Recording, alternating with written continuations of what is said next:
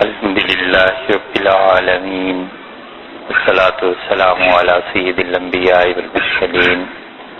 وعلی آلہ واصحابہ اجمعین، اما بعد۔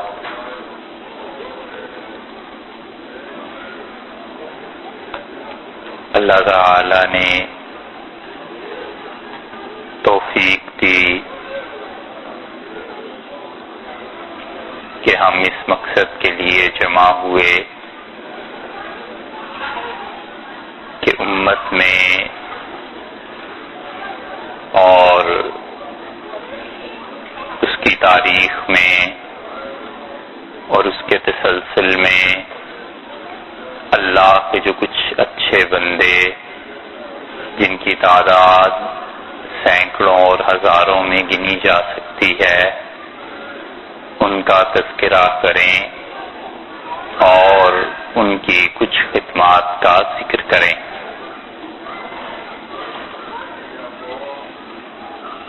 اصل میں یہ 1957 کی بات ہے، جبکہ تبلیغ کے سلسلے کو شروع ہوئے ہوئے کچھ ہی عرصہ گزرا تھا، تو جو حضرات جماعت میں شرکت کرتے تھے اور جو لوگ ان دنوں تبلیغ کے کام میں نکلتے تھے، لکھنؤ میں اس بات کی ضرورت شدید محسوس کی گئی کہ ان حضرات کو دعوت، تجدید اور اصلاح کے حاملین جو گزرے ہیں ان کے حالات سے آگاہ کیا جائے۔ تو اس وقت لکھنؤ میں جو بڑی شخصیات تھیں یا سارا کام جن کے گرد گھومتا تھا یا کام کا دار و مدار جن لوگوں پہ تھا، ان میں ایک امام محمد منظور صاحب نعمانی رحمت اللہ علیہ تھے، اور اللہ تعالی نے ہر طرح سے مولانا سے بڑا کام لیا، تحریر میں بھی بڑا کام انہوں نے کیا اور کئی ایک مفید کتابیں اردو میں لکھی، خاص طور سے عمر کے آخری حصے میں انہوں نے جو معارف الحدیث لکھی، بہت عمدہ کام ان کا اور ان کے محاسن میں شمار کیے جانے کے قابل ہے۔ اسی طرح دین و شریعت انہوں نے کتاب لکھی، اسلام کیا ہے، تصوف کیا ہے، یہ مختلف کتابیں ان کے قلم سے نکلیں اور اللہ نے بڑی قبولیت انہیں دی، اور ان کے ساتھ ان کے دوست، رفیق کار اور جن سے اللہ نے بہت کام اور بھی لیا، وہ مولانا سید ابو الحسن علی ندوی رحمت اللہ علیہ تھے، جن کی تحریرات نے پوری دنیا میں اپنا اثر کیا، اور دنیا کا کوئی خطہ ایسا نہیں جہاں مولانا کی کتابیں ترجمہ ہو کر یا براہ راست نہ پہنچی ہوں اور انہوں نے اپنا اثر اور رنگ نہ ظاہر کیا ہو رحمہ اللہ۔ تو 1957 میں لکھنؤ میں حضرت مولانا رحمت اللہ علیہ فرماتے تھے کہ ہم نے تجدید، اصلاح، دعوت، تبلیغ اس سلسلے میں مختلف شخصیات کا تذکرہ کرنا شروع کیا، اور پھر ہوتے ہوتے ایک پوری تاریخ مرتب ہوئی جس کا نام تاریخ دعوت و عزیمت رکھا گیا، اور پھر وہ چھپتی گئی ہے اور اب عام طور پر ملتی ہے۔ 6 حصے ہیں اس کے اور 5 حصے تو ایک جلد میں ہیں، اور جو چھٹا حصہ ہے اس کی 2 جلدیں ہیں جو سید احمد شہید رحمت اللہ علیہ کے حالات پر مشتمل ہے۔ تو کچھ ایسی ہی صورت یہ سمجھ لیجئے کہ اب پھر پیش آئی، اور یہ احساس دلایا گیا کہ امت میں جن افراد نے کام کیا ہے کچھ تھوڑا سا تذکرہ ان کا کیا جائے، اور بات یہ ہے کہ پچھلی امتیں بھی تھیں اور ان کا دین بھی تھا، اور یہودیت ایک عرصے تک اس دنیا میں قائم رہی ہے، اور اللہ تعالی نے اس قوم پر بڑے احسانات کیے تھے، اور انبیاء علیہ السلام کا تواتر اور تسلسل اس قوم میں تھا۔ جب بھی قوم میں کوئی خرابی پیدا ہوتی تھی، ایک اور نبی کو اللہ تعالی مبعوث فرما دیتے تھے، اور وہ نبی علیہ السلام آ کر اور پچھلی جو غلطیاں اور برائیاں تھیں ان کو دھوتے تھے، ان کے متعلق بتلاتے تھے، تو نبوت کا یہ سلسلہ برابر اور مسلسل بنی اسرائیل میں جاری رہا اور یہودیوں میں بھی جاری رہا۔ ان دونوں کے بعد پھر جس قوم نے ان کے بعد دین کو اختیار کیا وہ عیسائیت تھی، لیکن یہودیوں میں یہ بات نہیں پنپ سکی کہ مجموعی اعتبار سے وہ سارے مل کر اگر کوئی فیصلہ کر دیتے تو وہ فیصلہ حقانیت پر مشتمل ہوتا، اور اسی طرح بدقسمتی ان کی یہ بھی رہی کہ وقت کے ساتھ ساتھ انبیاء علیہ السلام اتنی بڑی شخصیت کوئی آتی رہی تو ان میں کچھ اصلاح ہوتی رہی، وگرنہ وہ یہ کرتے تھے کہ جو انہیں اصلاح کی دعوت دیتا تھا اسے قتل کر دیتے تھے۔ اور حضرت یحییٰ علیہ السلام کی شہادت، حضرت زکریا علیہ السلام کا قتل، یہ سب چیزیں ایسی ہیں کہ قرآن نے بار بار ان چیزوں کے متعلق یہ بات کہی ہے کہ یقتلون الانبیاء، یہ انبیاء علیہ السلام کو قتل کرتے تھے۔ اور پھر اس کے بعد جو اصل کام دوسرا دین کا شروع ہوا وہ عیسائیت تھی، اور عیسائیت کی بدقسمتی کہیے وہ یہ ہوا کہ سیدنا مسیح علیہ السلام جنہوں نے آخری مرتبہ بھرپور یہ کوشش کی کہ کسی طرح بنی اسرائیل راہ راست پر آ جائیں، اور قرآن نے بھی کہا کہ وَرَسُولًا إِلَى بَنِي إِسْرَائِيل، اور مسیح علیہ السلام نے آ کر یہ بات کہی کہ میں بنی اسرائیل میں رسول بنا کر بھیجا گیا ہوں، مگر اس کے باوجود ان لوگوں پر کوئی اثر نہیں ہوا، یہاں تک کہ سیدنا مسیح علیہ السلام کو اللہ نے اپنی طرف اٹھا لیا اور بلا لیا، اور ان کے اٹھنے کے چند سال کے بعد یہاں تک کہ بعض حضرات کا خیال ہے کہ صرف 2 سال کے اندر اندر عیسائیت پر سینٹ پال کا غلبہ ہو گیا، اور رومیوں کا جو شرک تھا اس نے عیسائیت کی ایک شکل اختیار کر لی، اور رومیت کا شرک اور عیسائیوں کی تعلیمات یہ آپس میں مل کے ایک ایسا مذہب بن گئی کہ حضرت عیسیٰ علیہ السلام کا اصل پیغام دنیا سے ختم ہو گیا، اور پھر تردید اور اس پہ تنقید اور اس کی تنقید اور کیا بات سچ ہے اور کیا بات جھوٹ ہے، بس دائرہ کار مذہب کا یہیں تک متعین ہو گیا۔ اور اتنی ہمت نہیں ہوئی بعد والوں میں کہ کوئی آدمی اٹھ کر یہ کہہ دیتا کہ سینٹ پال نے جو کچھ لکھا ہے وہ غلط ہے، اور سینٹ پال نے تحریف کر دی تھی دین میں، بلکہ وہی تحریف شدہ دین عیسائیت میں چلتا رہا۔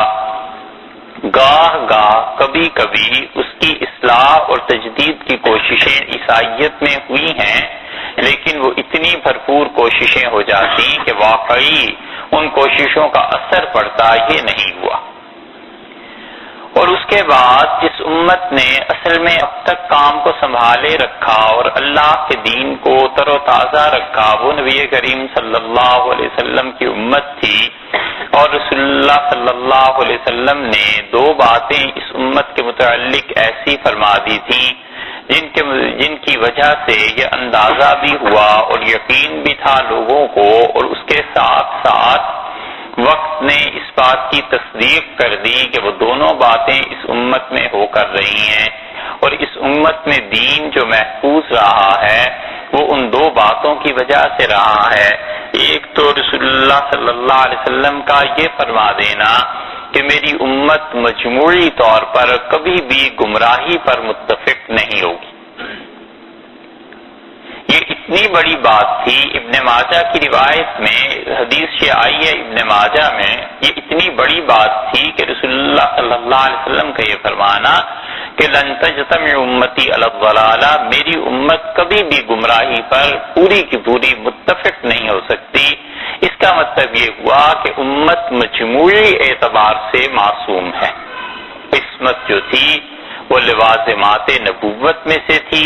انبیاء علیہ السلام معصوم ہوا کرتے تھے، اور رسول اللہ صلی اللہ علیہ وسلم نے مجموعی اعتبار سے پوری امت کے متعلق یہ فرما دیا کہ میری امت معصوم ہے۔ تو اس کا مطلب محدثین نے وہی لکھا جو آپ سے عرض کیا ہے کہ یہ نہیں ہو سکتا کہ سب لوگ مل کر کسی گمراہی پر اتفاق کر لیں۔ تو اب جب یہ نہیں ہو سکتا تو اس کا نتیجہ یہ نکلا کہ امت میں ایک طبقے نے اگر گمراہی اختیار کی ہے تو دوسرا طبقہ اٹھ کھڑا ہوا، کچھ لوگ گمراہی پر متفق ہوئے تو کچھ لوگ ان کے احتساب کے لیے پیدا ہو گئے، کچھ لوگوں نے ایک چیز داخل کرنے کی کوشش کی دین میں تو دوسری طرف کچھ لوگ اٹھ کھڑے ہوئے اور انہوں نے کہا اللہ کا دین یہ نہیں ہے اور خدا کا دین ان چیزوں کی اجازت نہیں دیتا۔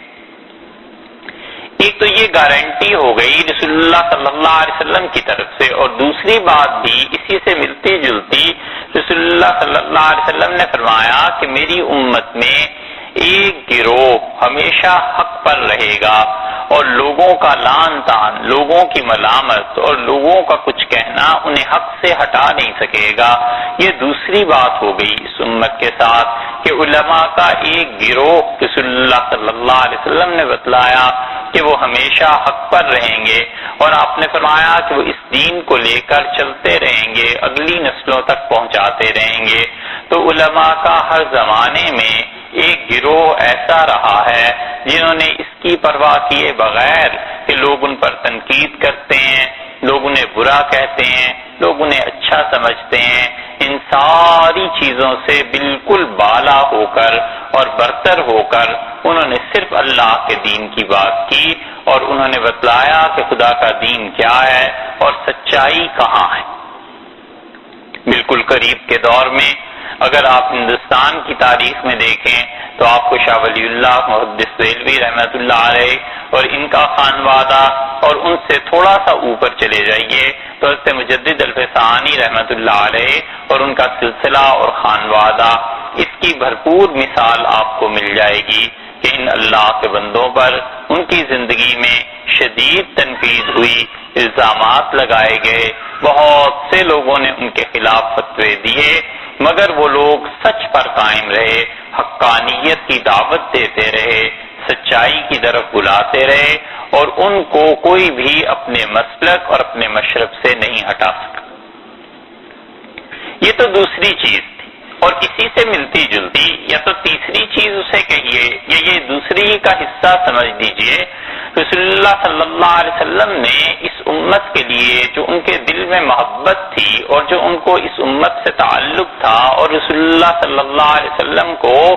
سب سے زیادہ احساس جو اس بات کا تھا کہ وہ آخری نبی ہیں اور نبوت ان کے بعد ختم ہے، اور آپ نے بار بار اپنی تعلیم میں اس چیز کو جو اجاگر کیا اور جو بتلایا،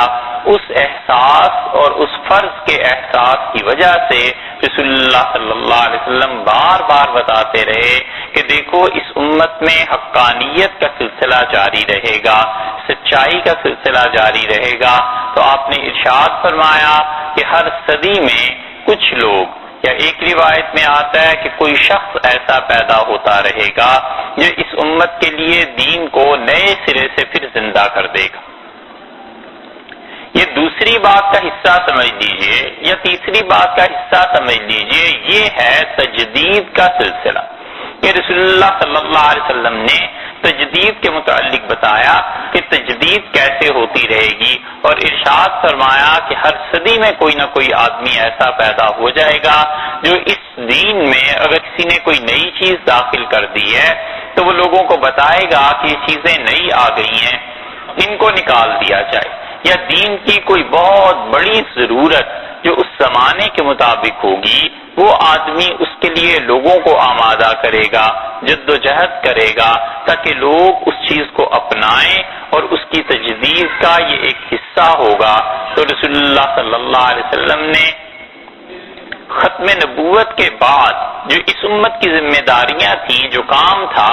امت کو مجموعی اعتبار سے کہا کہ گمراہی پہ جمع نہیں ہوں گے، پھر فرمایا ان میں علماء رہیں گے، پھر اس سے بھی بڑا سلسلہ تجدید کا ارشاد فرما دیا کہ ہر صدی میں ایک جماعت یا ایک آدمی ایسا پیدا ہوتا رہے گا۔ چونکہ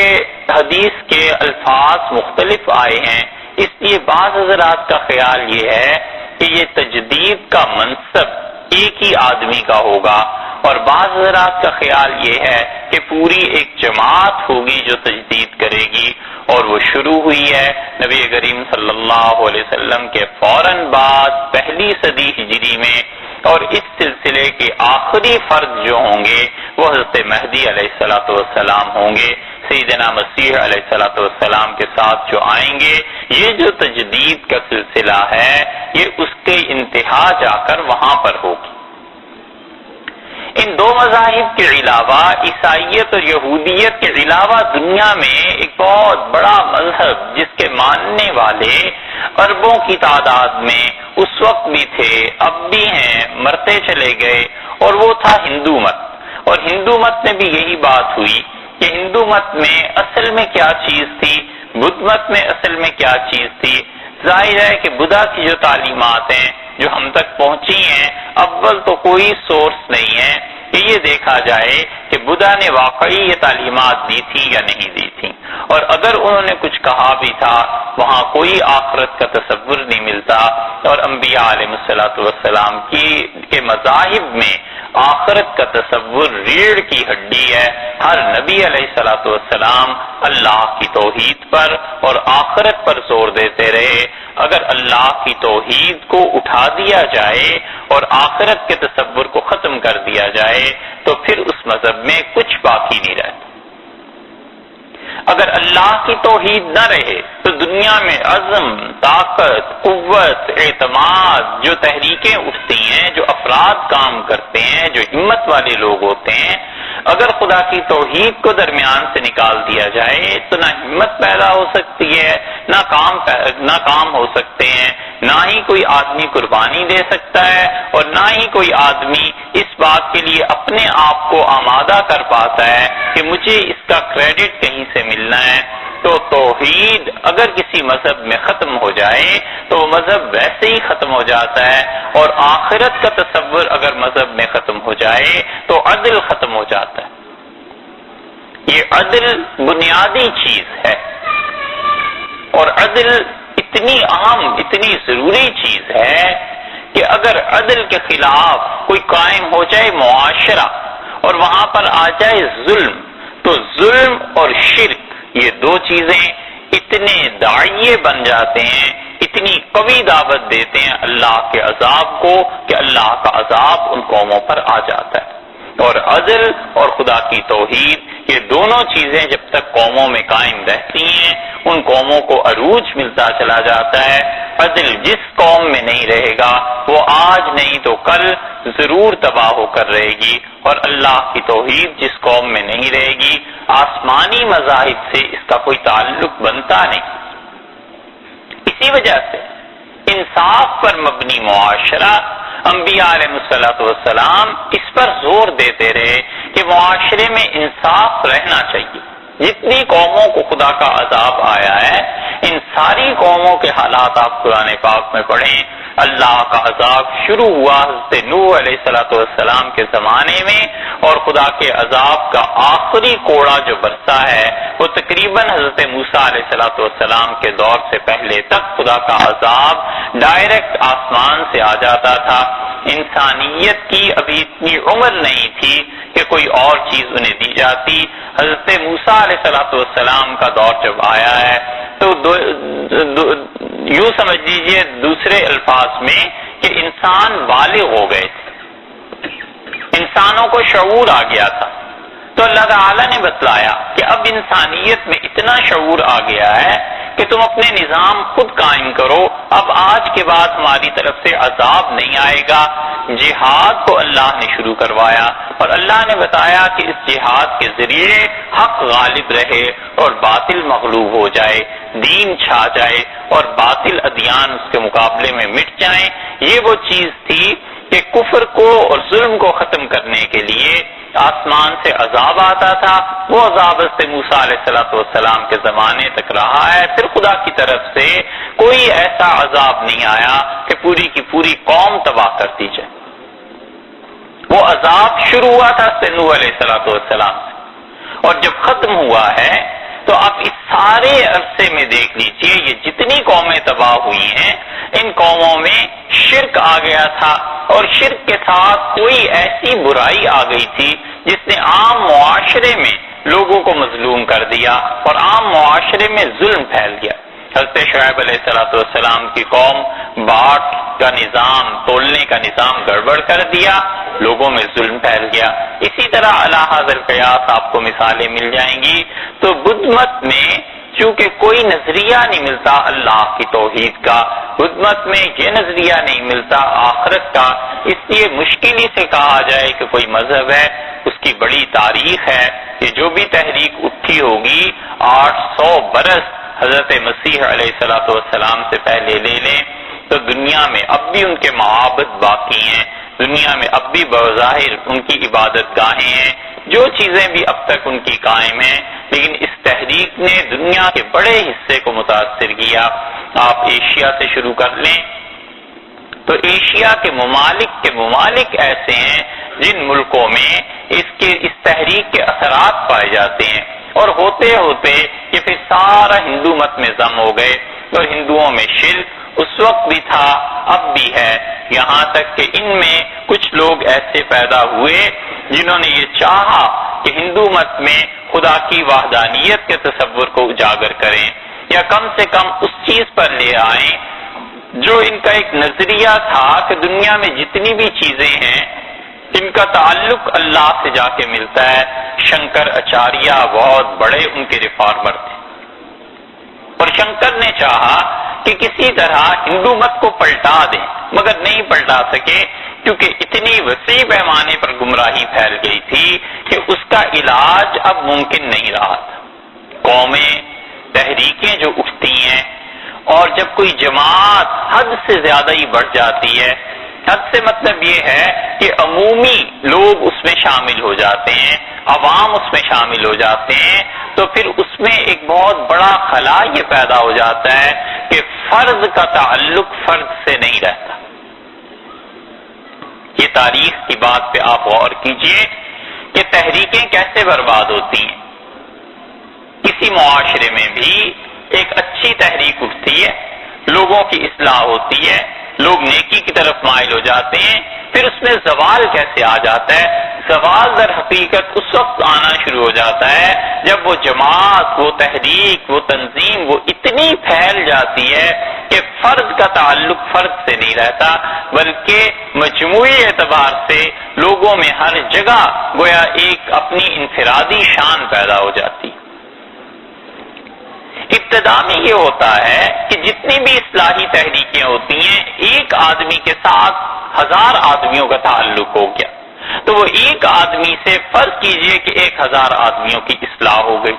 1000 آدمیوں کو اس نے ٹھیک کر لیا، 1000 آدمیوں کو اس نے بتایا کہ دنیا میں کیسے رہنا ہے، انصاف کیا چیز ہے، صحیح بات کیا ہے، غلط بات کیا ہے. اب جب یہ 1000 کی فگر فرض کر رہے ہیں ہم، یہ بڑھ کے 10,000 ہو جائے گی، 50,000، 1,00,000 تک جب پہنچ جائے گی تو ایک فرد کے ساتھ 1,00,000 کا تعلق نہیں رہ سکتا. نتیجہ اس کا یہ نکلتا ہے کہ تربیت اتنے وسیع پیمانے پہ ہو نہیں سکتی، تربیت کے معیار میں کمی آ جاتی ہے، کوالٹی وائز جسے کہنا چاہیے، افراد کی صلاحیتیں کم ہو جاتی ہیں، لوز کر دیتے ہیں وہ اپنے آپ کو کوالٹی میں، اور نتیجہ یہ کہ آہستہ آہستہ ان میں نئے نئے نظریات شروع ہو جاتے ہیں، نئی باتیں شروع ہو جاتی ہیں، اور انجام کار وہ تحریک جو اٹھی تو اس لیے تھی کہ لوگوں کی اصلاح کرے، لیکن اختتام اس کا ہو جاتا ہے خود ایک گمراہی پر. اس بنیاد پر پھر فرقے بن جاتے ہیں، یہ چیزیں ہو جاتی ہیں. اسی لیے آپ اس نقطے پر کبھی غور کیجئے کہ جو محققین تھے، جو واقعی صوفیہ تھے اور اللہ کے اچھے بندے جن کا تذکرہ ہم انشاءاللہ کرنے کی کوشش کریں گے اگلے چند دن میں بھی، ان حضرات میں جو واقعی ایک درجے کے لوگ تھے، انہوں نے ایک موقع پر پہنچ کے مثلاً بیعت کا سلسلہ تھا تو انہوں نے روک دیا. انہوں نے کہا بھئی اب ہم بیعت نہیں کر سکتے، جتنے لوگوں کی اصلاح ہو سکتی تھی، جتنے ہمارے مرید ہو گئے، ہم براہ راست ان سے رابطہ رکھ سکتے ہیں. اب جو مزید اس کے بعد ہے، چونکہ ہم تربیت ہی نہیں کر سکتے، تو یا تو تم یہ کرو کہ اور جگہ سے جا کر بیعت ہو جاؤ، اپنی تربیت کرواؤ، اور کیا یہ کہ 10 20 50 انہوں نے اپنے نمائندے خلفاء مقرر کر دیے، اور انہوں نے کہا اب تم ان سے تعلق رکھو، مجھ سے براہ راست تربیت نہیں ہو سکتی. یہ وجہ اس کی یہ کہ انہیں پوری طرح احساس تھا کہ اللہ کے ہاں جا کر ان لوگوں کے دین کی جو ذمہ داری میں نے لی ہے، اس کا مجھے خدا کو جواب دینا ہے. اللہ نے مجھ سے پوچھنا ہے کہ تمہارے پاس جو میری مخلوق آئی تھی صحیح راہ حاصل کرنے کے لیے، تو تم نے ان کا کیا کیا؟ تو جب تحریکات عوام میں پھیل جاتی ہیں، پھر یوں ان کا آغاز ہوتا ہے اور یوں ہی ان کا اختتام ہو جایا کرتا ہے. شنکر اچاریہ نے کوشش کی، لیکن ہندو لاکھوں کروڑوں کے حساب سے تھے. اس کا سارا کام کرنا بس وہ یوں سمجھ لیجئے جیسے بہت بڑا ایک ہال ہے یہی جس میں آپ بیٹھے ہیں، اور اس کے کونے میں کوئی ایک تل رکھ دے تو اس تل کی کیا اہمیت ہے اپنی جگہ پہ، اور وہ تل اس حال کے مقابلے میں کتنا ہے. بس ایسی چیزیں ہوتی رہیں اور وہ کوئی کام ایسا ہو نہیں سکا کہ ہندو مت اس کی طرف لوٹ جاتا. گاندھی جی نے یہ کوشش کی، آخر پہ پہنچ کے سیاسی عزائم کچھ بھی ہوں اور سیاست میں شخصیت کچھ بھی ہو، اس سے قطعاً بحث نہیں، لیکن گاندھی جی نے پوری کوشش کی کہ کسی طرح ہندوؤں میں یہ چیزیں آ جائیں، اور بہت سی اچھی چیزیں بلانے کی کوشش کرتے بھی رہے، مگر ہندو مت اس درجے تک شرک میں ملوث ہو گیا ہے کہ انہوں نے کسی کی چیز قبول نہیں کی، اصلاح کو قبول نہیں کیا. اور اس کے برعکس مسلمانوں کو آپ دیکھیے تو نبی کریم صلی اللہ علیہ وسلم نے یہ جو 3 طرح سے اس امت کی گارنٹی دی تھی، یہ چیزیں چلتی رہی ہیں اور یہ پٹڑی پر چڑھی رہی ہے ٹرین. یہ نہیں ہوا کہ امت کی یہ جو ٹرین تھی پٹڑی سے کبھی اتر جاتی. لوگوں نے کوشش کی، خود مسلمانوں نے کوشش کی، نادانستہ طور پر مسلمانوں نے کوشش کی، یعنی انہیں پتہ نہیں چل سکا، فتوے غلط دے دیے، پتہ نہیں ہوا، نہیں چلا، اور بہت سی بدعات ایسی چیزیں اس دین میں گویا انہوں نے اپنی طرف سے شامل کر لی. اور اس کے مقابلے میں جو غیر مسلم تھے انہوں نے تو جان بوجھ کر یہ کوشش کی کہ کسی طرح یہ امت برباد ہو جائے. مگر رسول اللہ صلی اللہ علیہ وسلم کا یہ فرمانا کہ ہر صدی میں ایسا آدمی پیدا ہو جائے گا، ان کا یہ فرمانا کہ ہر وقت ہر دور میں علماء کی ایک ایسی جماعت رہے گی، ان کا یہ فرمانا کہ پوری امت مجموعی طور پر گمراہ نہیں ہوگی، اس کا صدقہ یہ نکلا کہ رسول اللہ صلی اللہ علیہ وسلم کے فوراً بعد جب حالات تبدیل ہونا شروع ہوئے ہیں تو امت میں لوگ اٹھ کھڑے ہوئے اور انہوں نے کہا اصل اللہ کا دین باقی رہے گا چاہے کوئی اور چیز باقی ہو یا نہ. حضرت ابوبکر رضی اللہ عنہ کو دیکھیے، اس امت کی تاریخ پہ اب دیکھتے چلے جائیے کہ اس امت میں کیسی کیسی چیزیں آئی ہیں، کتنی آندیاں چلی ہیں، کتنے شدید طوفان اٹھے ہیں، اور اس کے مقابلے میں افراد کیسے پیدا ہوئے ہیں، جم گئے اور انہوں نے کہا کہ یہ بات ہم نہیں ہونے دیں گے. حضرت ابوبکر رضی اللہ عنہ کو دیکھیے، صحیح معنی میں نبی کریم صلی اللہ علیہ وسلم کے ہر طرح سے خلیفہ کوئی شخص تھا تو حضرت ابوبکر رضی اللہ عنہ تھے. رسول اللہ صلی اللہ علیہ وسلم انہیں اپنی جگہ پر چھوڑ کے گئے تھے، مصلی ان کے حوالے کر کے گئے تھے. حضرت عبداللہ ابن مسعود رضی اللہ عنہ سے کسی آدمی نے پوچھا کہ آپ نے حضرت ابوبکر رضی اللہ عنہ کی خلافت اس کو مان لیا اور آپ نے اس کے حق میں رائے دی، یہ کیسے؟ تو انہوں نے بڑا اچھا جواب دیا. انہوں نے کہا ہماری نماز جو ہمارا دین ہے، جس کے حوالے رسول اللہ صلی اللہ علیہ وسلم نے کیا تھا، ہم نے اپنی دنیا بھی اسی کے حوالے کر دی. یہ حضرت ابوبکر رضی اللہ عنہ کا انتخاب تھا. نبی کریم صلی اللہ علیہ وسلم انہیں اپنی جگہ پر چھوڑ کر گئے تھے، اور حضرت ابوبکر رضی اللہ عنہ جیسا نرم مزاج کا آدمی، اتنی نرمی تھی ان کی طبیعت میں. صحیح بخاری میں آیا ہے کہ جب قرآن پڑھا جاتا تھا تو لا یملک عینیہ، حضرت ابوبکر رضی اللہ عنہ اپنی آنکھوں پر قابو نہیں رکھ سکتے تھے. قرآن سنتے تھے تو رونا شروع کر دیتے تھے. ایسی گریے کی کیفیت، ایسی طبیعت کی نرمی، ایسی انابت، ایسا اللہ کے ساتھ تعلق. اور دوسری طرف آپ اس شخصیت کے پہلو کو دیکھیں تو انہوں نے ایک ایسا جملہ کہا جو پوری تاریخ پر بھاری ہے. حضرت ابوبکر رضی اللہ عنہ سے کسی نے کہا کہ آپ یہ ان سے جہاد کریں گے. حضرت عمر رضی اللہ عنہ نے کہا کہ ان سے لڑنے جا رہے ہیں جو کلمہ طیبہ کا اقرار کرتے ہیں، شہادتین کا اقرار کرتے ہیں، صرف زکوٰۃ کو ہی کئی تو انکار کر رہے ہیں. تو حضرت ابوبکر رضی اللہ عنہ یقطع الدین وانا حی، ابو بکر کے جیتے جی دین برباد ہو جائے یہ نہیں ہو سکتا. میری آنکھوں کے سامنے یہ دین ختم ہو جائے، ان کا یہ نہیں ہو سکتا. یعنی میری زندگی میں یہ بات ممکن نہیں ہے، میرے بعد کچھ بھی ہو جائے. لوگوں نے کہا کہ آپ ایسے موقع پر فوجوں کو بھیج رہے ہیں کہ ہر طرف گویا لوگ مرتد ہو گئے ہیں اور زکوٰۃ کا انکار ہو رہا ہے اور یہ چیزیں. تو حضرت ابوبکر رضی اللہ عنہ جیسا ہی آدمی یہ بات کہہ سکتا تھا. انہوں نے کہا اللہ کی قسم اگر اتنا خوف ہو جائے کہ مدینہ منورہ میں بھیڑیے آ جائیں اور رسول اللہ صلی اللہ علیہ وسلم کی بیویوں کی ٹانگوں سے پکڑ کے وہ جانور انہیں گھسیٹ کے لے جائیں تو بھی ابو بکر اس لشکر کو نہیں روکے گا جس کے جانے کا حکم رسول اللہ صلی اللہ علیہ وسلم نے دیا.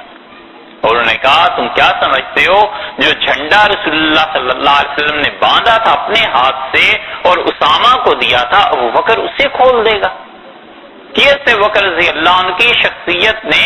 جما دیا اور انہوں نے کہا اس دین میں کوئی نئی چیز ہم برداشت نہیں کریں گے. اتنا محتاط مزاج تھا، اتنا صحیح اعتدال کا مزاج تھا اور رسول اللہ صلی اللہ علیہ وسلم کی تربیت اور ان کی ہستی میں گم ہو جانے کی اس سے عمدہ کیا مثال ہوگی کہ حضرت عمر رضی اللہ عنہ کہتے ہیں میں اصرار کرتا رہا کہ اس قرآن پاک کو آپ لکھوائیں. تو انہوں نے کہا عمر رسول اللہ صلی اللہ علیہ وسلم نے ایسے لکھوایا نہیں تھا اور ایسے نہ ہو کہ ابو بکر کسی نئی چیز کو دین میں شروع کرنے والا بن جائے.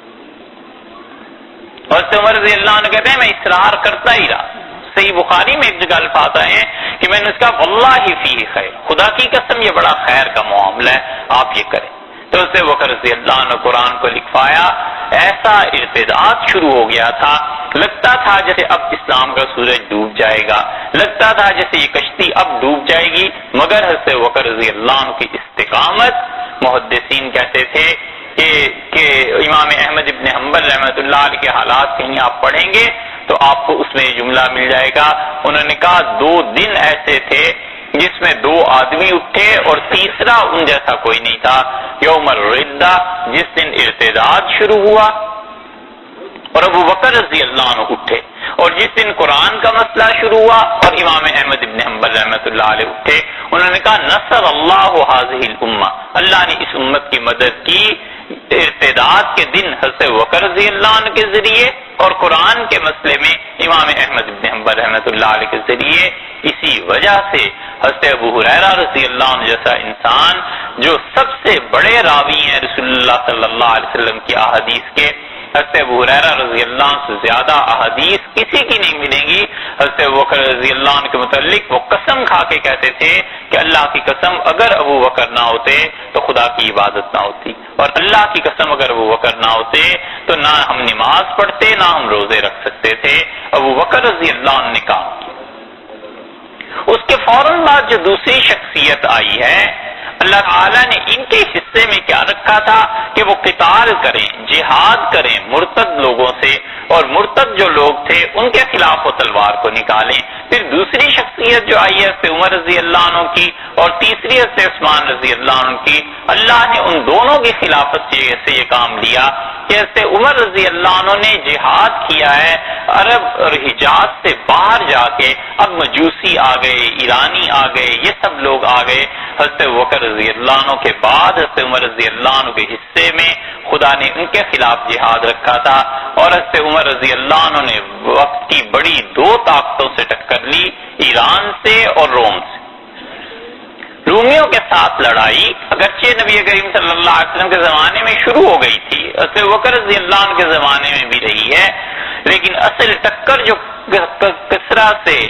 ایران کے بادشاہ سے لگی ہے وہ حضرت عمر رضی اللہ عنہ کے دور میں لگی ہے. تو حضرت عمر رضی اللہ عنہ نے مشرکین کے خلاف جہاد کیا، اور اس کے بعد حضرت عثمان رضی اللہ عنہ کی جب خلافت آئی ہے تو آپ دیکھیں گے جتنی بھی سلطنتیں، جتنی بھی مملکتیں، جتنے بھی بادشاہ، جتنے بھی بڑے بڑے لوگ اور بڑے بڑے حکمران، وہ سپورٹ کرتے تھے کسریٰ کو، وہ سپورٹ کرتے تھے ایران کو، وہ سپورٹ کرتے تھے رومیوں کو۔ حضرت عثمان رضی اللہ عنہ نے ان کا کلا کما کیا۔ اصل ٹکر حضرت عمر رضی اللہ عنہ کے زمانے میں لگی، ایران اکھڑ گیا، لیکن ایران کے پیچھے بہت سے ممالک تھے جن کے مفادات ایران کے ساتھ وابستہ تھے، اور ایران بڑی طاقت تھی اس زمانے کی۔ حضرت عثمان رضی اللہ عنہ کے زمانے میں یہ ہوا، اور پھر اس کے بعد چوتھے خلیفہ راشد حضرت علی رضی اللہ عنہ آئے ہیں، اور حضرت علی رضی اللہ عنہ کو رسول اللہ صلی اللہ علیہ وسلم نے فرمایا تھا کہ علی جس طرح قرآن کے نزول پر مجھ سے جھگڑا ہوا ہے، اسی طرح قرآن کی تفسیر پر تم سے جھگڑا ہو۔ حضرت ابو سعید رضی اللہ عنہ کہتے ہیں کہ رسول اللہ صلی اللہ علیہ وسلم ایک جگہ تشریف فرما تھے، اٹھے اور ہم آپ کے ساتھ چل پڑے، اور تھوڑا سا آگے گئے تو آپ کا جوتا جو تھا، جوتی مبارک، وہ ٹوٹ گئی۔ تو رسول اللہ صلی اللہ علیہ وسلم کو دیکھ رہے تھے ہم سب، تو آپ نے اپنی جوتی اپنے پاؤں سے الگ کی، نکال دی، تو اس سے علی رضی اللہ عنہ جھکے اور جوتا گانٹنے لگے، درست کرنے لگے۔ تو رسول اللہ صلی اللہ علیہ وسلم جوتے چھوڑ کے آگے چل پڑے، کہیں بیٹھنا ہوگا۔ تو آپ نے ارشاد فرمایا کہ میں تمہیں ایک بات بتاؤں؟ ہم نے عرض کیا ضرور، ارشاد فرمائیے۔ آپ نے کہا جس طرح قرآن کے نازل ہونے پر میں نے مشرکین کے ساتھ جہاد کیا ہے، اسی طرح اس قرآن کی تشریح پر ایک آدمی تم میں سے ایسا ہوگا جسے لوگوں سے جہاد کرنا پڑے گا۔ تو ہم بڑے چوکنے ہوئے، اور ہم نے کہا اللہ کے رسول وہ کون ایسا خوش قسمت ہوگا کہ جو آپ کا نائب گویا کہ بنے گا جہاد میں ایسا؟ تو رسول اللہ صلی اللہ علیہ وسلم نے فرمایا خاصف النال، یہ جو میرا جوتا ٹھیک کر رہا ہے یہ اس کو پیش آئے گا یہ معاملہ۔ تو اس سے ابو سعید رضی اللہ عنہ کہتے ہیں میں رک گیا، اور اس سے علی رضی اللہ عنہ نے آ کے جوتا پہنایا، تو میں نے کہا علی آپ کو مبارک ہو۔ ان کا کس بات کی؟ تو میں نے انہیں بتایا کہ رسول اللہ صلی اللہ علیہ وسلم نے آپ کے متعلق یہ کہا ہے۔ تو انہوں نے میری بات کو سنا، لیکن کسی خاص خوشی کا اظہار نہیں کیا۔ تو میں سمجھ گیا کہ اس کا مطلب یہ ہے کہ انہیں پہلے ہی سے یہ بات پتہ ہے۔ رسول اللہ صلی اللہ علیہ وسلم نے ممکن ہے پہلے ہی کسی موقع پہ ارشاد فرما دی ہو۔ تو حضرت علی رضی اللہ عنہ کے سامنے جو لوگ آئے تھے ان میں 3 گروہ تھے، اور بڑا نازک معاملہ ہے، بہت نازک معاملہ ہے حضرت علی رضی اللہ عنہ کا۔ امیر المومنین کی جتنی بڑی ہستی تھی، جتنا علم اللہ نے انہیں دیا تھا، اس علم کی ایک طرح سے زکوٰۃ انہیں دینی تھی۔ اس علم کو، جو علم اللہ نے انہیں دیا تھا، اس علم کو یہ سمجھیے کہ لوگوں کی سطح اس زمانے کی اتنی نہیں تھی جتنا علم اللہ نے سیدنا علی رضی اللہ عنہ کو دیا تھا، امیر المومنین کو۔ بہت بڑی شخصیت تھی۔ 3 گروہ سے علی رضی اللہ عنہ کے سامنے آئے، اور ان تینوں گروہوں کے ساتھ حضرت علی رضی اللہ عنہ کا معاملہ ہونا تھا۔ رسول اللہ صلی اللہ علیہ وسلم نے بتا دیا تھا کہ ایک گروہ تمہارے ساتھ ایسے آئے گا مارقین، آپ نے فرمایا وہ دین سے اس طرح نکل جائیں گے جس طرح کے تیر چلایا جاتا ہے، اور اتنی تیزی سے جانور کے جسم سے آر پار ہو جاتا ہے کہ اس پہ خون کا اثر بھی باقی نہیں رہتا۔ ایک ہی گروہ تھا، اور حضرت علی رضی اللہ عنہ جتنا خدا نے انہیں تحمل اور علم دیا تھا، ان کی سیاسی صورتحال کسی کو پیش نہیں آئی تھی پچھلے 3 خلفاء میں سے جو انہیں پیش آئی۔ حضرت عثمان رضی اللہ عنہ کی شہادت ہوئی ہے، حضرت عثمان رضی اللہ عنہ کے خلاف بغاوت ہوئی ہے، سب کچھ ہوا ہے، لیکن یہ جو بغاوت کرنے والے لوگ آئے تھے یہ کون تھے؟ کوئی ایک اس بات کا قائل نہیں ہے کہ وہ کافر تھے، سب کہتے ہیں وہ مسلمان تھے۔ اور حضرت عثمان رضی اللہ عنہ کا جو انہوں نے قتل کیا، وہ کہتے ہیں سارے صحابہ رضی اللہ عنہ کہتے تھے کہ یہ کبیرہ گناہوں میں سے شدید ترین گناہ انہوں نے کیا ہے، کافر بہرحال وہ نہیں تھے۔ یہ نہیں ہو سکتا۔ صحابہ رضی اللہ عنہم ایسے نہیں تھے کہ جو جذبات کی وجہ سے معاملات کے فیصلے کیا کریں، بڑے سوچ سمجھ کے بات کرتے تھے، بہت تحمل والے لوگ تھے۔ ان کو پتا تھا کہ حضرت عثمان رضی اللہ عنہ کے خلاف بغاوت ہو رہی ہے، لیکن جو باغی آنے والے تھے مدینہ منورہ میں، حضرت عثمان رضی اللہ عنہ نے خود بھی اور صحابہ رضی اللہ عنہ نے یہ نہیں کہا کہ تم کافر ہو۔ حضرت عمر اور حضرت بکر رضی اللہ عنہ کے دور میں تو کوئی کفر اسلام کا مسئلہ ہی نہیں تھا۔ سب سے پہلی مرتبہ خلافت راشدہ میں یہ مسئلہ پیش آیا ہے حضرت علی رضی اللہ عنہ کو کہ لوگوں نے ان کے منہ پہ انہیں کافر کہنا شروع کر دیا۔ یہ ایسی آزمائش اور ابتلا کی چیز تھی جو اس سے پہلے کبھی نہیں ہوئی تھی، اور حضرت علی رضی اللہ عنہ کے علم کا یہ حال تھا کہ نبی کریم صلی اللہ علیہ وسلم کے صحابہ رضی اللہ عنہ میں دو ہی غالباً ایسے آدمی ہیں جنہوں نے اتنا بڑا جملہ اپنی زبان سے کہا۔ ایک عبداللہ ابن مسعود رضی اللہ عنہ تھے، اور وہ کہتے تھے کہ وَلَقَدْ عَلِمَ الْمُهَاجِرُونَ، یہ مہاجر صحابہ رضی اللہ عنہ، اور ایک جگہ آیا وَلَقَدْ عَلِمَ الْمُحَافِظُونَ، اور یہ جن لوگوں کا حافظہ ٹھیک ہے، جو لوگ سن کے بات کو یاد رکھتے ہیں، یہ سب جانتے ہیں کہ اللہ کی کتاب کا، قرآن کا علم مجھ سے زیادہ کسی آدمی کے پاس نہیں۔ اور وہ کہتے تھے اللہ کی قسم میں جانتا ہوں قرآن کی کون سی آیت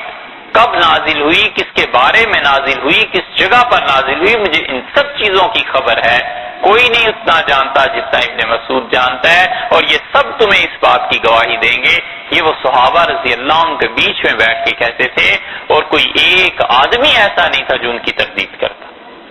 وہ تو سب کے سب سچ بولتے تھے۔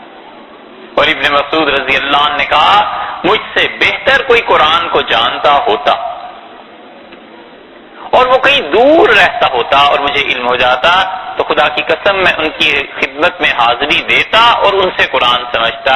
ایک جگہ آتا ہے وَلَوْ حَبًّا، انہوں نے کہا میرے پاؤں ٹوٹ جاتے تو میں گھٹنوں کے بل چل کے ان کی خدمت میں جاتا اور قرآن کو سمجھتا، لیکن مجھ سے زیادہ قرآن کو سمجھنے والا کوئی نہیں۔ اور دوسرے آدمی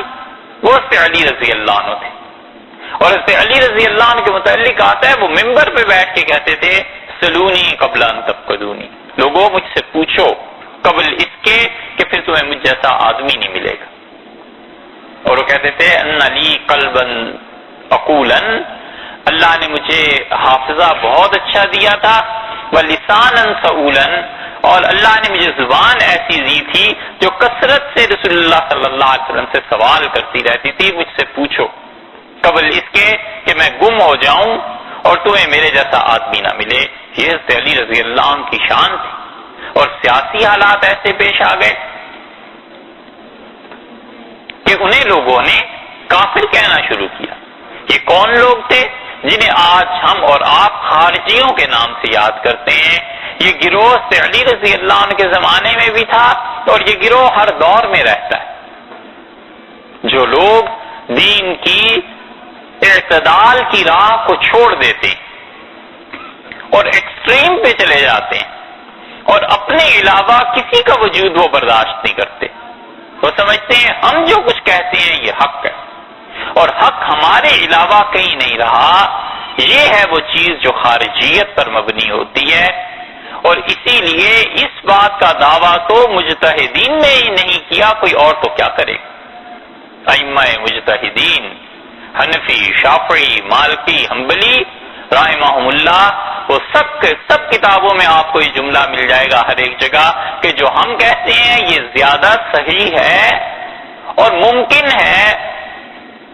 حق اس فتوے میں ہو جو ہمارے برعکس دوسرے لوگ کہہ رہے ہیں۔ انہوں نے یہ نہیں کہا کہ 100% حق ہمارے ہی ساتھ ہے، حق دائر ہے، حق پھیلا ہوا ہے، اور جب بھی کوئی جماعت اور فرد یہ دعویٰ کرنے لگے کہ حق صرف ہمارے پاس ہے اور ہمارے علاوہ کوئی چیز نہیں ہے، تو نتیجہ یہ کہ وہ خود گمراہ ہو جائے گا، وہ جماعت گمراہ ہو جائے گی۔ 20 کام ہیں دین کے۔ رسول اللہ صلی اللہ علیہ وسلم کے بعد صحابہ رضی اللہ عنہ بالکل متفرق کام کر رہے تھے، کیا مجال ہے جو کسی ایک نے بھی دوسرے کے متعلق کہا ہو کہ یہ دین نہیں اور دین وہی ہے جو میں کہہ رہا ہوں؟ حضرت ابو ہریرہ رضی اللہ عنہ حدیثیں لوگوں کو سناتے تھے، سناتے رہے۔ خلفائے راشدین رضی اللہ عنہ ان کی خلافت تھی، وہ اپنا کام کرتے رہے۔ جہاد تھا، یہ باقی صحابہ رضی اللہ عنہ، خالد ابن ولید رضی اللہ عنہ وغیرہ کرتے رہے۔ ہر ایک کا اپنا اپنا شعبہ تھا، اور ہر کوئی سمجھتا تھا کہ جتنا بھی دین کا کام وہ کر رہے ہیں وہ بھی دین کا کام ہے، یہ بھی دین کا کام ہے، مجھے اس چیز سے زیادہ مناسبت ہے میں یہ کام کر لوں۔ اتنی سی بات تھی بس، اس سے زیادہ آگے بڑھنا اور یہ دعوے کرنا کہ جو ہم سمجھے ہیں کوئی نہیں سمجھا، یہ سے علی رضی اللہ عنہ کے معاملے میں پیش آ گیا تھا۔ اور یہ اس کی آغاز اگر آپ دیکھنا چاہیں گے تو یہ تشدد کی جو کیفیت ہے، شدت کی کیفیت، حضرت عمر رضی اللہ عنہ کے دور میں بھی بعض لوگوں میں آ گئی تھی۔ حضرت عمر رضی اللہ عنہ حج جب پورا ہو جاتا تھا تو مکہ مکرمہ میں ٹھہرتے تھے، اور جو لوگ بیت اللہ میں اس کے بعد نظر آتے تھے، باہر کے لوگ، حدیث میں ایک جگہ آیا ہے، درے مارتے تھے انہیں اور کہتے تھے نکلو۔ تو کسی نے کہا امیر المومنین، لوگ عبادت کے لیے رکتے ہیں، آپ انہیں عبادت سے روکتے ہیں؟ انہوں نے کہا میں کسی کو عبادت سے نہیں روکتا، لیکن اگر میں انہیں ٹھہرنے دوں یہاں مکہ مکرمہ میں تو تم دیکھو گے میری سستی کی وجہ سے پھر ایسی جماعتیں ہوں گی جو یہاں آ کے بیٹھ جائیں گی اور کوئی کام نہیں کریں گے، اور مسلمانوں کے شہروں میں جو تجارت اور جو باقی کام ہے یہ رک جائیں گے۔ اس لیے میں انہیں کہتا ہوں کہ حج ہو گیا، جاؤ اب اپنا کام کرو، وہ بھی اللہ کا قرب ہے۔ بڑا وسیع دماغ تھا حضرت عمر رضی اللہ عنہ، اتنا وسیع تھا کہ آپ ایک واقعے سے اندازہ لگا سکتے ہیں۔ حضرت ابی ابن کعب رضی اللہ عنہ کہتے ہیں انہوں نے مجھے بلایا اور رات بھر وہ گفتگو کرتے رہے حکومت کے بعض معاملات میں، اور جب رات کا آخری حصہ آیا، تہجد کی نماز کا وقت جب گویا آیا، تو میں نے کہا امیر المومنین،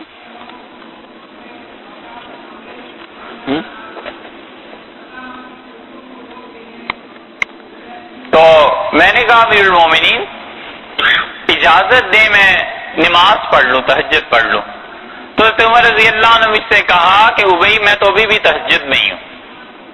مراد یہ ہے کہ تم جو نفل پڑھ کے اللہ کا قرب حاصل کرو گے تو میں جو حکومت کے کاموں کو تمہارے ساتھ بات کر رہا ہوں تو یہ بھی تو عبادت ہے، یہ کسی عبادت سے کم تھوڑی۔ یہ شدت کی کیفیت ان کے دور میں بھی بعض لوگوں میں تھی، اور حضرت علی رضی اللہ عنہ کے زمانے میں تو کھلے عام بندوں میں آ گئی، اور وہ اپنے علاوہ کسی کو حق پہ ماننے کے لیے تیار نہیں تھے۔ اور پہلا فتویٰ جو انہوں نے لگایا، انہوں نے کہا کہ علی اور معاویہ رضی اللہ عنہما ان دونوں نے یہ طے کر لیا ہے کہ کچھ لوگ مل کر یہ فیصلہ کریں کہ ان میں سے کون خلیفہ ہونا چاہیے۔ تو انہوں نے کہا جو بھی اللہ کے علاوہ کسی اور کا حکم مانے گا وہ کافر ہو جائے گا، کیونکہ قرآن نے کہا ان الحکم الا للہ، حکم اللہ ہی کا ہے دنیا میں، اللہ کے علاوہ کسی کا حکم نہیں۔ یہ انہوں نے کہنا شروع کیا، اور انہوں نے کہا علی بھی علیہ باللہ ایسے ہو گئے، معاویہ بھی ایسے ہو گئے، اور فلاں عمرو بن العاص رضی اللہ عنہ بھی ایسے ہو گئے، اور انہوں نے کہا اس کا حل یہی ہے کہ تینوں کو قتل کر دو۔ یہ شدت کا مزاج انہی چیزوں کی طرف لے جاتا ہے کہ ان کو قتل کر دو اور ان کو مار دو۔ آپ کو اگر اس زمانے میں وہ خارجی ذہنیت کی کوئی مثال دیکھنی ہو تو آج سے 20-25 سال پہلے بیت اللہ میں جو واقعہ ہوا تھا وہ اسی کا ایک مظہر تھا۔ اسی وجہ سے اس وقت کے علماء نے کہا تھا کہ یہ خارجی ہیں اور ان کا قتل جائز ہے، کیونکہ انہوں نے خارجیوں نے علی رضی اللہ عنہ کے زمانے میں یہ کہنا شروع کر دیا، تو نتیجہ اس کا یہ نکلا کہ حضرت علی رضی اللہ عنہ پہ قاتلانہ حملہ ہوا اور وہ شہید ہوئے۔ حضرت معاویہ رضی اللہ عنہ پہ حملہ ہونا تھا لیکن وہ بچ گئے، اور عمر بن العاص رضی اللہ عنہ بھی بچ گئے۔ اور حضرت معاویہ رضی اللہ عنہ نے اس کے بعد یہ شروع کیا کہ مسجد میں محراب کے ساتھ ایک کمرہ بنوانا شروع کر دیا تھا مسلمانوں نے، مقصورہ اسے کہتے تھے، اور جو بھی امیر المومنین یا جو بھی خلیفہ وقت ہوتے تھے وہ پہلے آ کے سنتیں یا جو نماز پڑھانے والا ہوتا تھا اس میں اپنے نوافل ادا کرتا تھا تاکہ لوگوں کو پتہ چل جائے کہ وہ آ گئے ہیں، اور ایک الگ کمرہ بھی ہو تاکہ کوئی قاتلانہ حملہ نہ کر سکے۔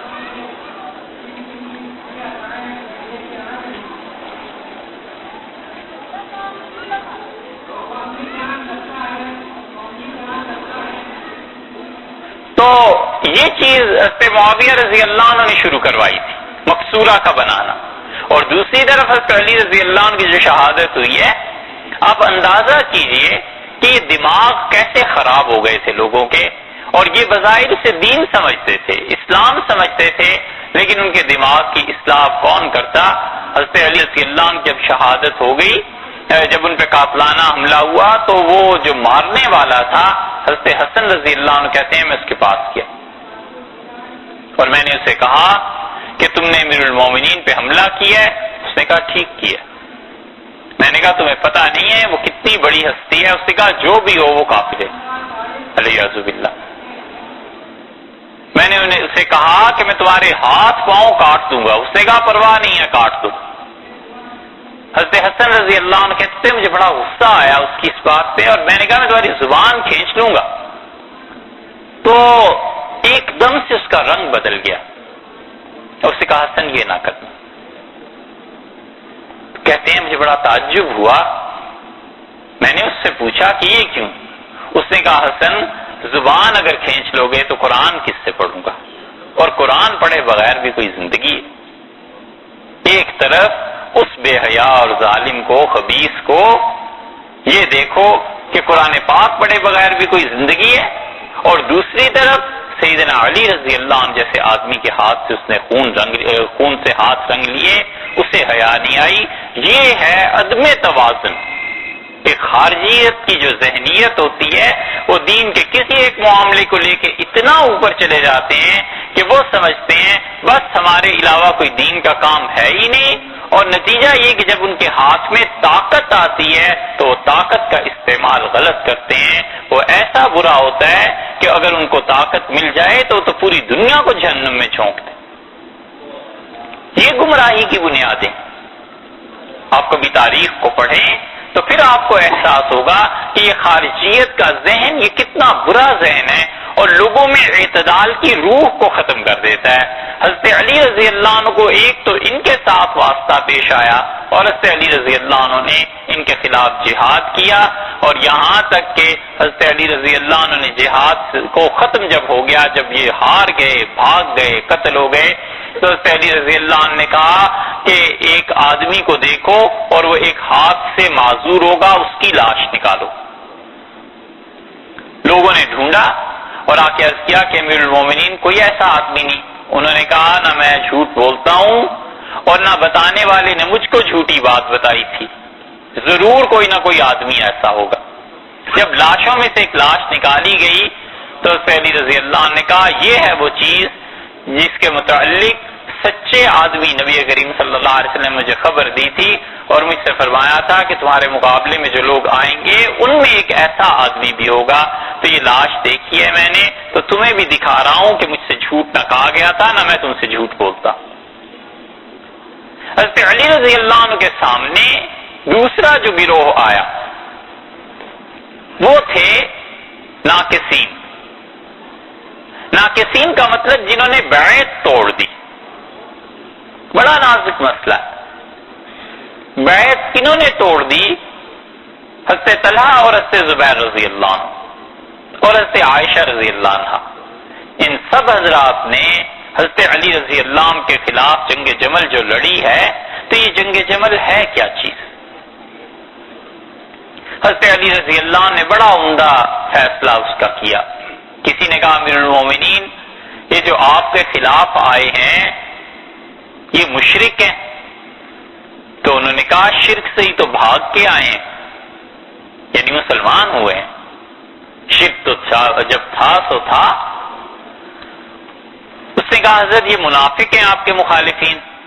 انہوں نے کہا نہیں، منافقین تو اللہ کو بہت تھوڑا یاد کرتے ہیں، قرآن میں آیا ہے. مطلب یہ کہ کثرت سے اللہ کو یاد کرنے والے. اس نے کہا نہ یہ مشرکین میں سے ہیں نہ منافقین میں سے ہیں، پھر یہ ہیں کیا؟ تو انہوں نے کہا اخواننا بغوا علینا، یہ ہمارے بھائی ہیں، میرے خلاف انہوں نے بغاوت کی ہے اور میں اور یہ قیامت میں اللہ کے ہاں پہنچیں گے تو جو قرآن میں آیا ہے اللہ نے کہا ہے کہ من غلٍ ایمان والوں کے دلوں میں ایک دوسرے کے متعلق جو رنجش ہوگی جنت میں ہم لے جا کر اسے دور کر دیں گے، سرر متقابلین تکیے لگا کے ایک دوسرے کے سامنے بیٹھیں گے، یہ میرے بھائی وہی ہیں جن کے متعلق قرآن نے یہ کہا ہے، میرا اور ان کا یہ معاملہ۔ کیسے اعتدال کا فیصلہ فرمایا کہ انہوں نے بغاوت کر دی، وہ بغاوت تھی حضرت علی رضی اللہ عنہ کے خلاف، اور نتیجہ اس کا یہ نکلا کہ حضرت علی رضی اللہ عنہ نے باغیوں کے خلاف جنگ کی، جہاد کیا، اور حضرت علی رضی اللہ عنہ نے کہا کہ دیکھو ان میں سے جو بھی انتقال ہو جائے، شہید ہو جائے، ہم اس کا جنازہ پڑھیں گے، ان کا پیچھا نہیں کیا جائے گا، ان کا جو مال ہے وہ غنیمت کا مال نہیں ہے۔ اور جب جہاد ختم ہو گیا حضرت علی رضی اللہ عنہ کا، انہوں نے وہی کیا جو باغیوں کے ساتھ تھا۔ حضرت علی رضی اللہ عنہ کے کارناموں میں سے ایک کارنامہ یہ ہے کہ انہوں نے باغیوں کے خلاف جہاد کر کے دکھا دیا اور حکم ثابت ہو گیا۔ امام ابو حنیفہ رحمۃ اللہ علیہ کسی نے پوچھا کہ حضرت علی رضی اللہ عنہ کے متعلق آپ کیا کہتے ہیں؟ انہوں نے کہا اگر علی رضی اللہ عنہ نے جنگ جمل نہ کی ہوتی تو قیامت تک پتہ نہیں چل سکتا تھا کہ باغیوں کا کیا حکم ہے اور باغیوں کے خلاف اسلام کی کیا تعلیمات ہیں۔ یہ سیدنا علی رضی اللہ عنہ کو واقعہ پیش آیا ہے، اسی لیے تو ہمیں پتہ چلا۔ اسی لیے اہل سنت نے اپنے عقیدے کی کتابوں میں لکھا اور انہوں نے کہا ہمارا یہ عقیدہ ہے کہ جتنے لوگ بھی حضرت علی رضی اللہ عنہ کے خلاف میدان جنگ میں آئے تھے، حضرت عائشہ، طلحہ، زبیر، معاویہ رضی اللہ عنہ، سارے کے سارے ان سے اجتہادی غلطی ہوئی، اجتہاد انہوں نے کیا، ان سے غلطی ہو گئی، اور ان کے مقابلے میں حضرت علی رضی اللہ عنہ 100% حق پر تھے۔ یہ ہر عقیدے کی کتاب میں آپ کو مل جائیں گے یہ جملے، اور انہوں نے کہا حضرت علی رضی اللہ عنہ کے فیصلے بالکل درست تھے، ان حضرات کی بغاوت درست نہیں تھی۔ یہ دوسرا گروہ تھا، اور تیسرا گروہ رسول اللہ صلی اللہ علیہ وسلم نے اس کا بھی تذکرہ کیا، اور یہ تین گروہ پیش آئے ہیں حضرت علی رضی اللہ عنہ کو۔ دین میں کوئی نئی چیز آ جاتی، دین میں کوئی اور نقطہ نظر آ جاتا،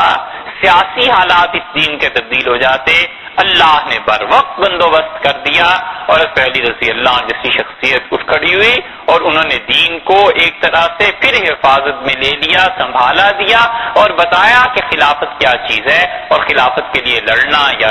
یا باغیوں کے خلاف لڑنا یہ کس حد تک ضروری۔ 40 ہجری تک کے واقعات پیش آتے رہے، یہاں تک کہ حضرت علی رضی اللہ عنہ کی خلافت کا جب مکمل ہو گئی، حضرت حسن رضی اللہ عنہ کے 6 مہینے تو رسول اللہ صلی اللہ علیہ وسلم کی بات وہ پوری ہوئی کہ آپ نے فرمایا تھا میرے بعد 30 برس تک خلافت راشدہ چلے گی۔ خلافت راشدہ کے بعد پھر خلافت عادلہ شروع ہوئی ہے، اور خلافت عادلہ کا مطلب یہ ہے کہ وہ خلافت جس میں وہ رشد و ہدایت کی وہ صلاحیتیں اور وہ باتیں جو پہلے خلفاء میں تھی وہ تو نہیں رہی، لیکن عدل پر، انصاف پر مبنی خلافت شروع ہوئی، اور وہ حضرت معاویہ رضی اللہ عنہ کی حکومت تھی، 20 سال ان کا دور رہا ہے، اور حضرت علی رضی اللہ عنہ کی شہادت کے بعد وہ بالکل بلا شک و شبہ مسلمانوں کے امیر ہو گئے تھے، اور مسلمانوں نے ان کے ہاتھ پر بیعت بھی کی تھی۔ جتنے بھی صحابہ کرام رضی اللہ عنہ چھوٹے اگرچہ تھے لیکن جو رہ گئے تھے، سب نے بالاتفاق حضرت معاویہ رضی اللہ عنہ کو اپنا حکمران مان لیا۔ آہستہ آہستہ سیاسی طور پر حالات جمنا شروع ہوئے، ملکوں کی فتوحات ہو گئیں، مسلمان ہر طرف پھیلنے لگے، اور اب جس چیز کی شدید ضرورت محسوس ہوئی اس کے لیے اللہ نے پھر ایک شخصیت کو کھڑا کیا، اور ہوا یہ کہ وہ تو تھوڑی سی بات کی بات ہے، حضرت معاویہ رضی اللہ عنہ کے بعد پھر یزید کی حکومت آ گئی۔ حضرت معاویہ رضی اللہ عنہ کے پاس کوئی چارہ ایسا نہیں تھا کہ وہ یزید کے علاوہ کسی اور کو حکومت دیتے۔ یہ ایسی ایک تاریخی حقیقت ہے جس کی طرف اگر آپ دیکھنا چاہیں تو ابن خلدون نے اپنی تاریخ میں اس چیز کا ذکر کیا۔ اگر حضرت معاویہ رضی اللہ عنہ حکومت یزید کے علاوہ کسی اور کو دے دیتے تو پورے عالم اسلام میں بنو امیہ اتنے مضبوط ہو گئے تھے کہ وہ واقعہ جو پیش آیا ہے 61 ہجری میں وہ اس سے پہلے پیش آ جاتا، کربلا کی بجائے وہ واقعہ کہیں پہلے آ جاتا۔ حضرت معاویہ رضی اللہ عنہ کے زمانے میں بنو امیہ میں اتنی قوت تھی، اور بنو امیہ میں ایڈمنسٹریشن بہت اچھی تھی، انتظام کے اعتبار سے ان لوگوں کا جواب نہیں تھا، اور بات وہ پیش آ گئی جیسے عمر رضی اللہ عنہ کو پیش آئی تھی۔ ابن کثیر نے لکھا ہے حضرت سعد رضی اللہ عنہ کہتے ہیں کہ میں ایک دن مسجد نبوی میں گیا تو حضرت عمر رضی اللہ عنہ لیٹے ہوئے تھے اور بڑے پریشان، تو میں نے پوچھا امیر المومنین کیا ہو گیا آپ کو؟ تو انہوں نے کہا سعد عجیب مصیبت میں پڑ گیا ہوں، جس آدمی کو اپنی حکومت کے کاموں کے لیے چنتا ہوں، حکومت دیتا ہوں، گورنر بناتا ہوں، کہیں بھیجتا ہوں، سیکٹری بناتا ہوں، کوشش کرتا ہوں سب سے اچھا اور متقی انسان ہوں، تو متقی اور اچھا انسان وہ بھیجتا ہوں، اور وہ آدمی انتظامات کے معاملے میں نااہل ہوتا ہے، اور جس کے انتظامات اچھے دیکھتا ہوں وہ تقویٰ اور نیکی میں اتنا اونچا نہیں ہوتا، میں اس میں پھنس گیا ہوں، کیا کروں؟ جہاں ایڈمنسٹریشن اچھی ہے تو آدمی کو دیکھو اس کی شخصیت اتنی قدآور نہیں، اور جہاں شخصیت اتنی قدآور ہے، بڑی شخصیت ہے، وہاں ایڈمنسٹریشن کا مسئلہ پیش آ جاتا ہے۔ تو اس سے سعد رضی اللہ عنہ کہتے ہیں پھر میں نے پوچھا آپ کا کیا فیصلہ ہے؟ تو انہوں نے کہا سعد بات یہ ہے کہ مجھے مسلمانوں کے کام زیادہ عزیز ہیں، اور مجھے مسلمانوں کے آپس کے تعلقات اور معاملات یہ زیادہ مناسب لگتے ہیں انہیں نبھانا، تو ہم آئندہ سے حکومت اور ایڈمنسٹریشن ان لوگوں کو دیں گے جو چاہے کم درجے کے متقی اور کم درجے کے نیک ہوں، لیکن لوگوں میں حکمرانی قائم رکھ سکیں، خلافت قائم ہو سکے، حکمرانوں کا نظام جم جائے۔ یہ چیز سے معاویہ رضی اللہ عنہ کو پیش آئی تھی۔ اگر یزید کی خلافت نہ ہوتے، یزید کو حکومت نہ دیتے، تو پھر بنو امیہ اتنے طاقتور ہو گئے تھے کہ ایک اور خون خرابہ عالم اسلام میں ہو جاتا، لیکن بہرحال یہ حضرت معاویہ رضی اللہ عنہ کی اجتہادی خطا تھی، اور یزید کے بعد پھر بنو امیہ واپس آئے ہیں۔ حضرت حسین رضی اللہ عنہ کی شہادت بلا شک و شبہ شہادت تھی، حضرت حسین رضی اللہ عنہ کا موقف بلا شک و شبہ درست تھا۔ کوئی مسلمان اپنے ایمان اور اپنے اطمینان اور اپنے دین کے ساتھ قطعاً سوچ بھی نہیں سکتا کہ حضرت حسین رضی اللہ عنہ کے مقابلے میں یزید کوئی حق پہ تھا، لیاذ باللہ اس سے ایسے ایسے کام سرزد ہوئے ہیں کہ بقول حضرت مجدد الفسانی رحمۃ اللہ علیہ کے، انہوں نے مکتوبات میں ایک جگہ لکھا ہے، وہ کہتے ہیں کہ اس خبیث نے وہ کام کیے کہ کافر فرنگ نہ کرد، فرنگی کافر اتنا برا نہیں تھا جتنا وہ برا تھا۔ امویوں کی حکومت قائم رہی، اور بنو امیہ کی حکومت میں نئے نئے رجحانات بننے لگے، اور ایک طرح کا وہ طبقہ پیدا ہو گیا جس کو وہ اپنی اصطلاح میں مترفین کہتے تھے، ایلیٹ، اوپر کا طبقہ، جن کو ہر طرح کی مراعات میسر تھی، اور رسول اللہ صلی اللہ علیہ وسلم کی وہ بات بھی پوری ہونی تھی کہ اس امت میں ہمیشہ علماء کا ایک گروہ رہے گا جو حق پر رہیں گے، اور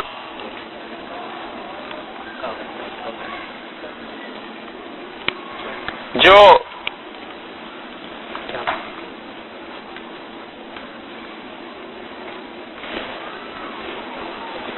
نہیں یہیں سے کچھ ہو گیا، پہلے بھی جو ہوا تھا۔ اچھا، تو رسول اللہ صلی اللہ علیہ وسلم کی وہ بات بھی پوری ہونی تھی کہ اس امت میں ایک گروہ حق پر رہے گا، اب وہ فرد حق پر رہا ہو یا گروہ حق پر رہا ہو، اس کو کچھ بھی آپ نام دے لیجئے، مگر ان بنو امیہ میں پھر ایک وقفہ آیا ہے، اور وہ وقفہ جو تھا وہ اس وقت کی بڑی اہم ضرورت تھا، اور وہ حضرت عمر بن عبدالعزیز رحمۃ اللہ علیہ کی صورت میں تھا، اور عمر بن عبدالعزیز رحمۃ اللہ علیہ نے اس وقت آ کے دین کے جتنے کام تھے، دو بڑی شخصیات اس وقت پیدا ہوئی۔ ایک تو بڑا کام دین کا جو اس وقت تھا وہ یہ کہ صحابہ کرام رضی اللہ عنہ مختلف شہروں میں مختلف روایات بیان کر رہے تھے، اور ایک دوسرا کام یہ تھا کہ اب اسلامی حکومت ایک طرح سے جم گئی تھی، حکمرانوں کو، اقتدار کو قانون چاہیے تھا۔ اب یہ کام دو آگے پیش آ گئے پہلی صدی ہجری کے بالکل اختتام پہ۔ انشاءاللہ ان دونوں کاموں کے متعلق کل آپ سے عرض کریں۔